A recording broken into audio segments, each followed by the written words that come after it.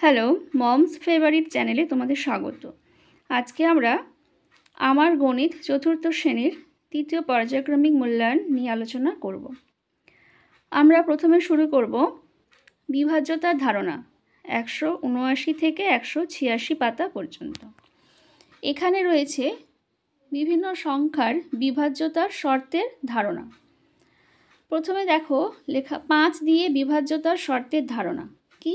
কোন সংখ্যাগুলো আমরা ভাগ না করেই বলে দিতে পারবো যে সেই সংখ্যাটা 5 দিয়ে বিভাজ্য হবে।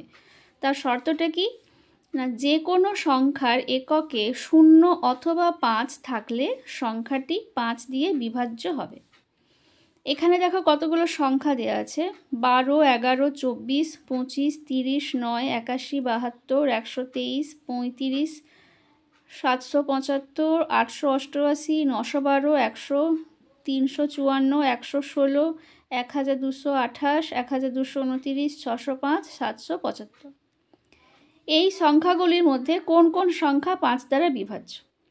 তাহলে দেখো আমরা এখানে দেখতে পাচ্ছি যে 25-এ দেখো এখানে এককের অঙ্ক 5, 30-এ এককের অঙ্ক 0, এখানে 35-এ এককের অঙ্ক 5, 775-এ এককের অঙ্ক 5, 100-তে এককের অঙ্ক 0, আর 605-এ এককের অঙ্ক 5, 775-এ এককের অঙ্ক 5।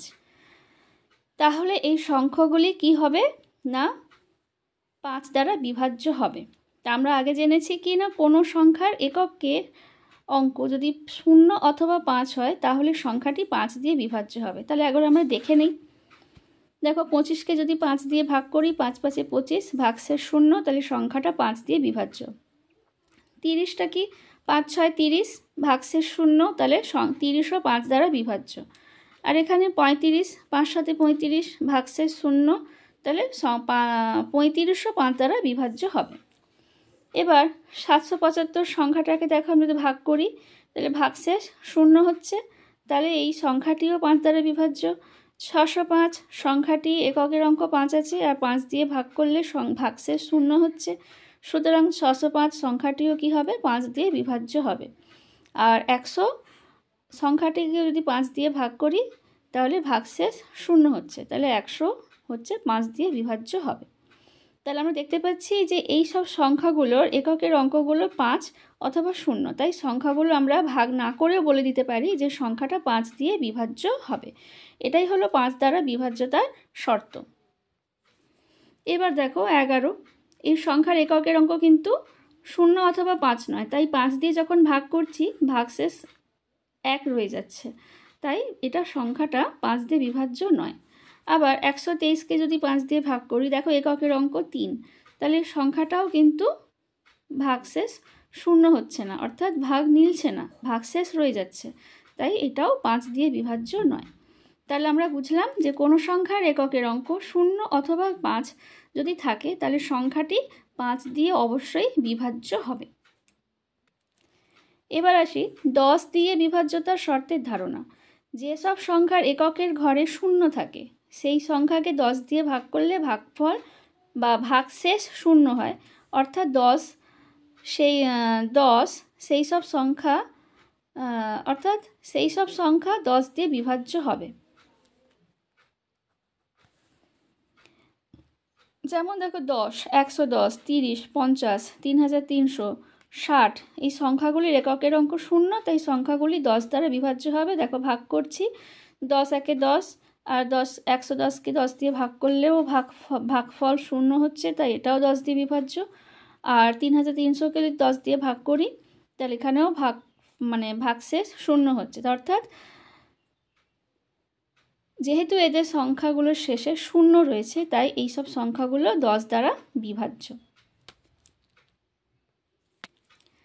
বলছে নিচের সংখ্যাগুলির মধ্যে 10 দ্বারা বিভাজ্য সংখ্যায় হচ্ছে গোল দাগ দিই, মানে এখানে অনেকগুলো সংখ্যা দেওয়া আছে, যেগুলো হচ্ছে 10 দ্বারা বিভাজ্য হবে তাতে কি গোল দাগ দেব। তাহলে আমরা আগে জেনেছি কি না, কোনো সংখ্যার এককের অঙ্ক 0 হলে সেই সংখ্যাটি 10 দ্বারা বিভাজ্য হবে। তাহলে আমরা এখানে দেখতে পাচ্ছি 20, লিখেছি 20, এই 20টা 10 দিয়ে বিভাজ্য হবে। 50 10 দিয়ে বিভাজ্য হবে। 60-এর এককের অঙ্ক 0 আছে, তাহলে এইটাও হচ্ছে কি 10 দিয়ে বিভাজ্য হবে। 80 সংখ্যাটাও হচ্ছে 10 দিয়ে বিভাজ্য হবে। 100 এককের অঙ্ক 0, তাই এটাও হচ্ছে 10 দিয়ে বিভাজ্য হবে। আর 260-এর এককের অঙ্ক 0 রয়েছে, তাই এই সংখ্যাটিও 10 দিয়ে বিভাজ্য হবে। 3300 এটাও 0 রয়েছে এককের অঙ্ক, তাই এই সংখ্যাটিও 10 দিয়ে বিভাজ্য হবে। 310-এ এককের অঙ্ক 0, তাহলে এই সংখ্যাটিও 10 দিয়ে বিভাজ্য হবে। আর দেখো 490 এককের অঙ্ক 0, এই সংখ্যাটিও 10 দিয়ে বিভাজ্য। তাহলে আমরা ভাগ না করেই বলে দিতে পারছি যে এটা 10 দিয়ে বিভাজ্য।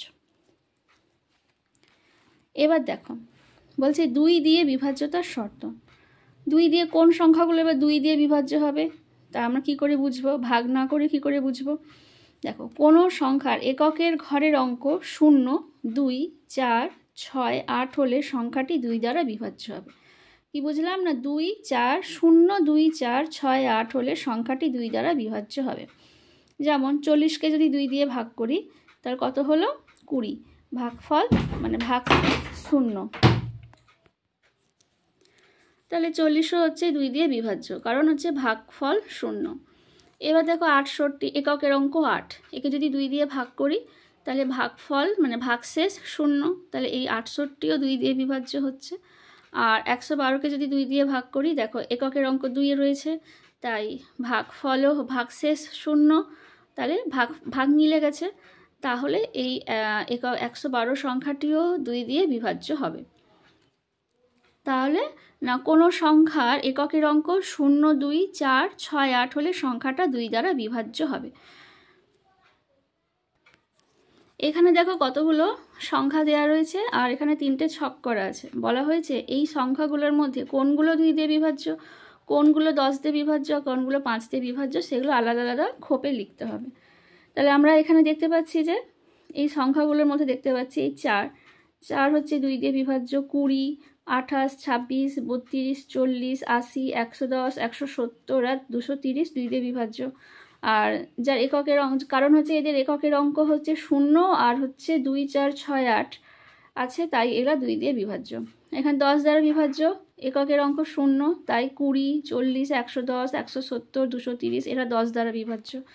5 দিয়ে বিভাজ্য কোনগুলো দেখো, মানে এককের অঙ্ক 0 অথবা 5 হলে সংখ্যাটা 5 দিয়ে বিভাজ্য। তাহলে আমরা দেখতে পাচ্ছি যে 20, 25, 40, 80, 105, 110, 170, 175, 225, 230 আর 2405 এই সংখ্যাগুলো কি 5 দিয়ে বিভাজ্য হচ্ছে।